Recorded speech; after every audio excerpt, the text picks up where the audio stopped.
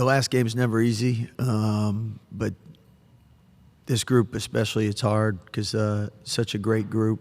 Our staff has just loved being with them each and every day, and they've done such a great job representing Baylor basketball, our university, community. So proud of them. And I hurt for them. I hurt that we won't be together with them. Great leadership, great upperclassmen, and I just thank God for giving us an opportunity to work with them, and thank my Lord and Savior Jesus Christ for what he did this week for us. So proud of these guys. We'll start with questions for the student athletes.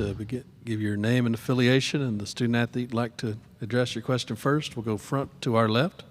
Bryce Cherry, Waco Trib. Ray J, when the shots weren't falling and Clemson kind of built their lead, you could see the frustration on y'all's faces. How were you able to get back to a place mentally where you could make it a game?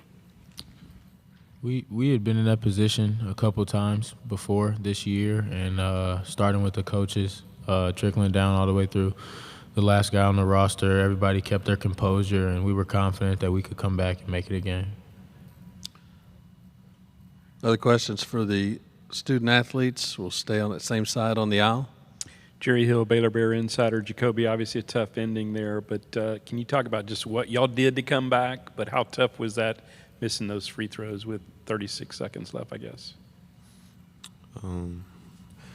Extremely tough, obviously, we work on free throws all the time, so just missing them really hurts for sure. But as a team, we all just stayed together. We know what we've been through this whole season, so we didn't doubt in our minds at all that we were going to be able to come back and make it a game.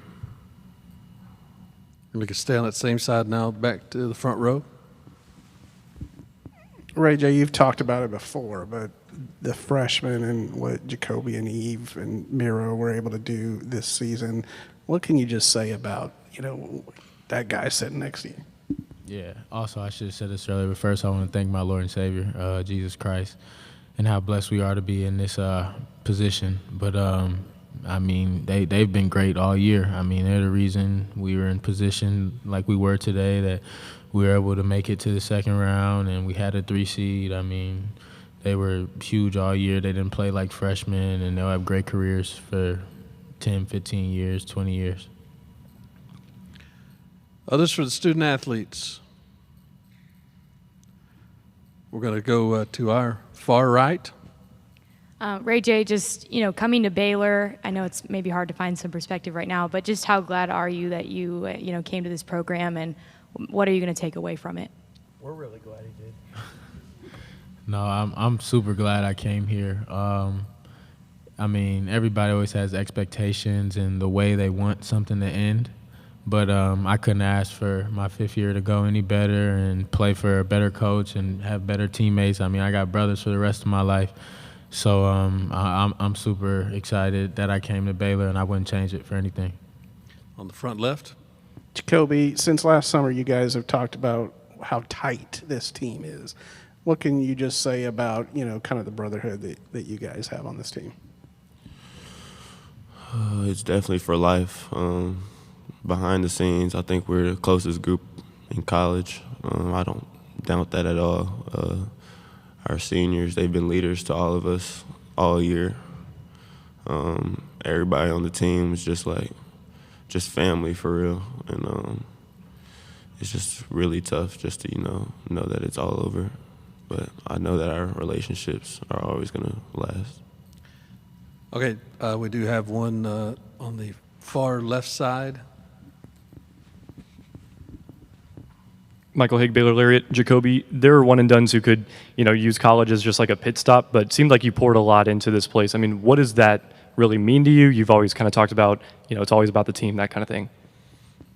Yeah, it's home.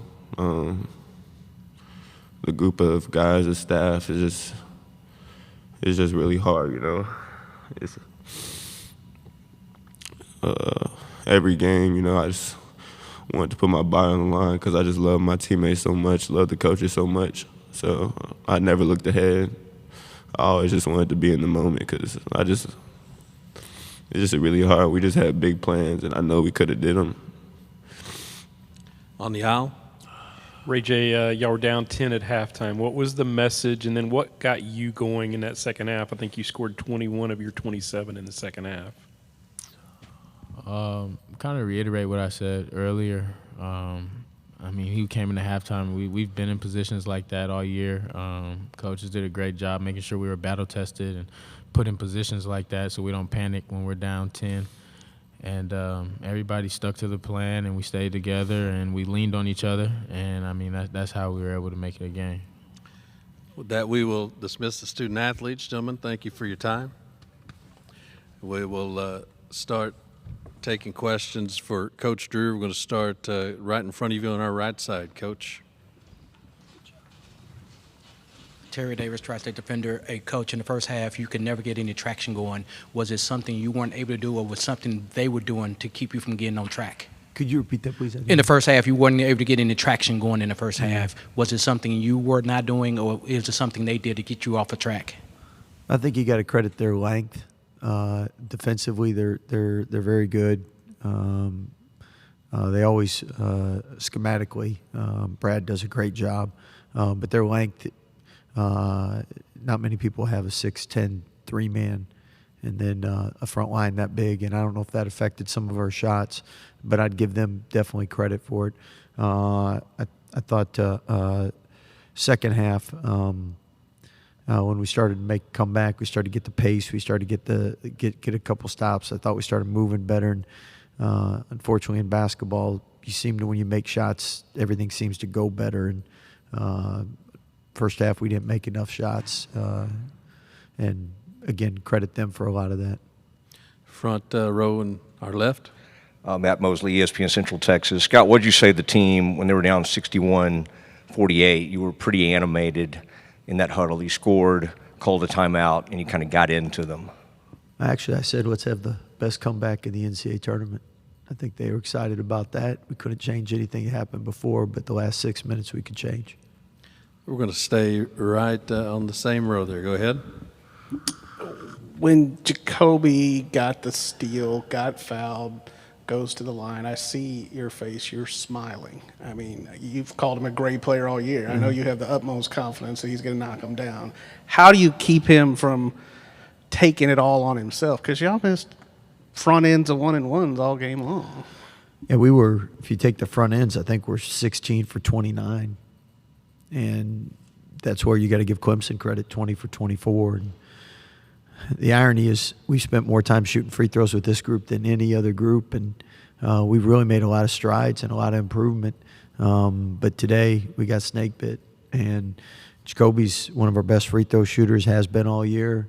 If it was late in the game, we'd try to get him the ball. So what I love about him and what makes him so special is the question was asked, a lot of one-and-dones. They don't unpack their bags, and I mean,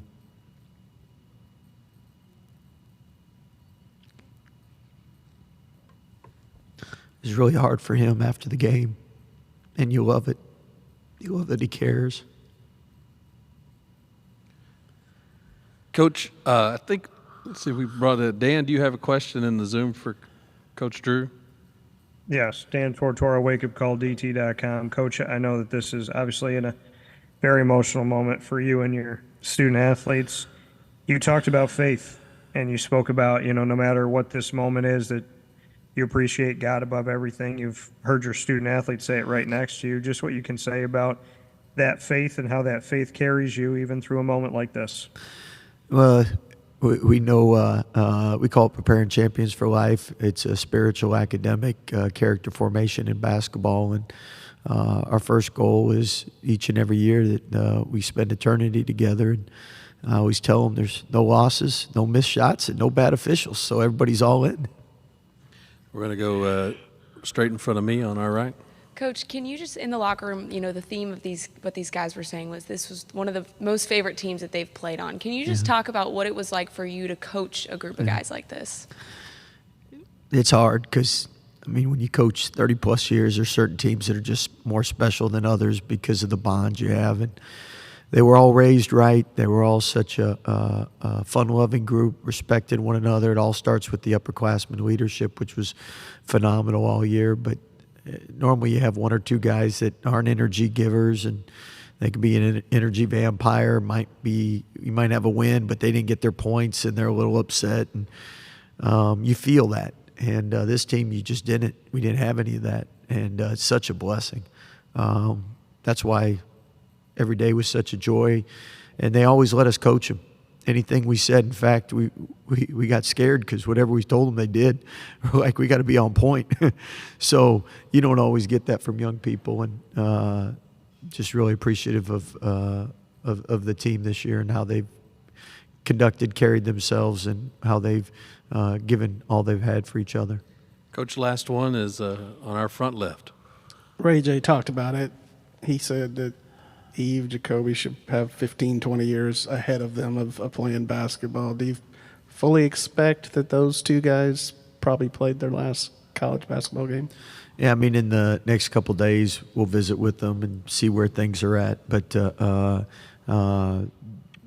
great thing that I have is they got great parents, and they'll make the right decision for them, and I don't have to stress or worry because they'll be extremely educated, and they won't put their son in a bad position.